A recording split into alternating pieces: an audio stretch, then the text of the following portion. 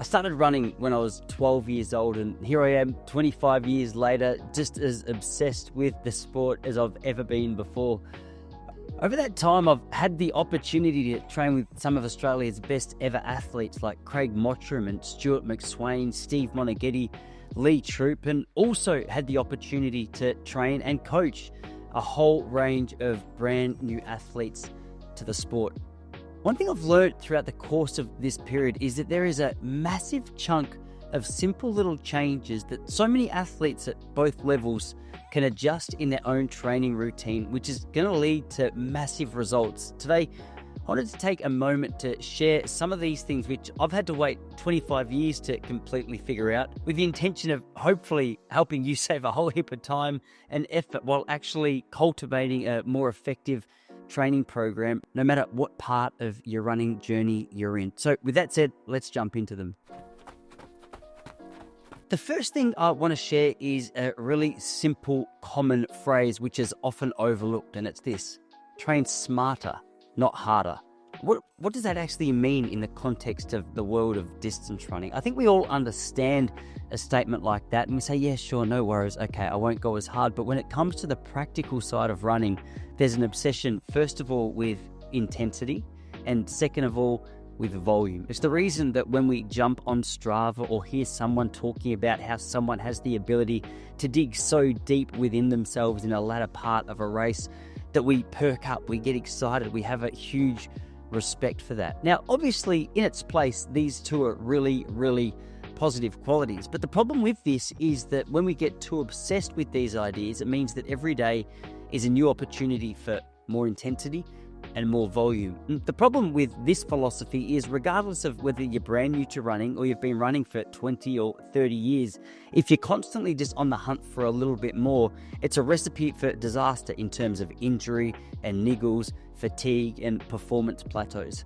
What we need to do is find a balance of intensity and volume that actually works for where we're at right now. A really good alternative, if you can get your head around it, to simply running more is combining a little bit of cross training. Things like hiking or biking, swimming, elliptical, anything that can get your aerobic fitness increased that doesn't have such a huge stress on your body like running does. So rather than just looking for opportunities to add more running into your week, is there a space in your week where you could perhaps even switch out a run, or at the very least not add a run, and instead look at just taking the cardiovascular or aerobic fitness benefits from a pressure-free, in terms of impact on our body, training alternative like what I just mentioned? The second thing is recovery optimization. We say we know the benefits of recovery and we understand how important it is, but there's so many areas of our life where we're not really living up to what we say we believe. Two of the standout components of this is sleep and stress management. Now, obviously, these two are impacted and they fluctuate at different points in our life. I get it. I've got a 2-year-old and a 4-year-old, and sleep is one thing that I would love to be able to figure out. But at the moment, I'm navigating my way through it. But the importance of these two cannot be overlooked. Obviously, the emotional impact of losing sleep or having constant stress in your life crosses over not just into how you feel throughout your day, but also the tension and energy levels that you take into your run. So a really good place to start is making sure, if you can, to the capacity that you can, you're really focused on these two areas. The other thing we want to remember is recovery doesn't just begin when we stop running. The actual recovery can begin within the session that we're taking part in. What I mean by that is not every single day is going to be your best day. And if you're out there and you're exhausted and you're tired and your training program says one thing and you are like, I don't know that I'm actually going to be able to get through this effectively today, you do have the opportunity to pull back the intensity and the volume, or even deciding to take the day off training for that day.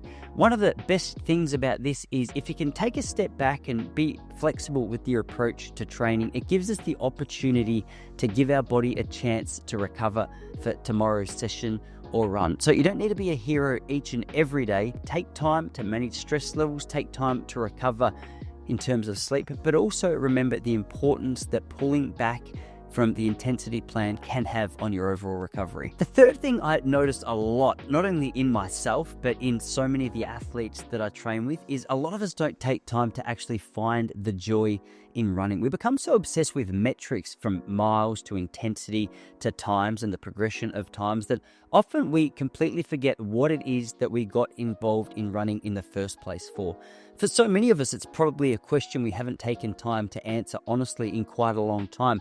And it's something that I've been trying to pull back to and tap into a little more during frustration when it comes to times of niggles and injuries and just general fatigue. So if you're in a period of time right now where the results aren't actually coming as quickly as you would like, or you've completely become obsessed and frustrated with the lack of progress, take some time to remember running is not simply about metrics and time and the improvement. It's about health and longevity and joy, and actually being able to get outside and enjoy the gift of this form of exercise. The next thing I want to talk about is how often we overlook efficiency of running technique. Now, one thing that too many runners don't appreciate is how much of an efficiency-based sport running is. There's a couple of things that you can do to improve your running efficiency. First of all, you want to recognize tension in your body when it arises. Secondly, you want to learn to run efficiently. And finally, you want to learn to relax under pressure. A really good place to start when it comes to developing a more efficient running technique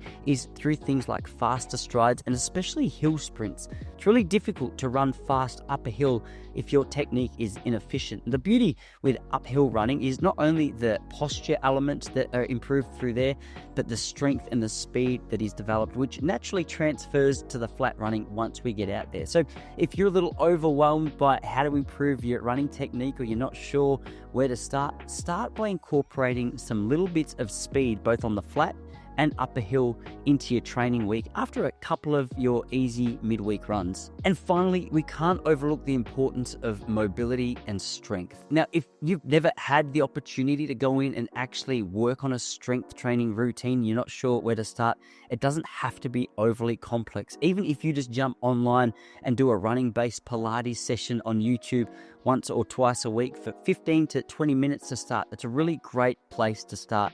One thing we need to remember is it's often not about the complexity of the session that we do, but about how consistently we do the session that we are doing. So if you're not starting because you don't have the time in your day or week to incorporate another form of training, hey, strip it down a little bit. Figure out how you can do it in 10 minutes a day or 10 minutes a couple of days a week. That which we do consistently is going to be more effective than the complex session we do once or twice a year. If you've been overwhelmed by all of the things that you could be changing, and as a result you've just become stagnant and haven't changed anything, strip it back and focus on doing the small things well on a daily basis. You're going to see some incredible results in your running improvement. We've got an 8-week running challenge starting really soon for brand new runners. If you are a brand new runner looking to improve or just cultivate the habit of running, make sure you check out the link in the description below to find out more. But for now, happy training, and I'll see you here again next week.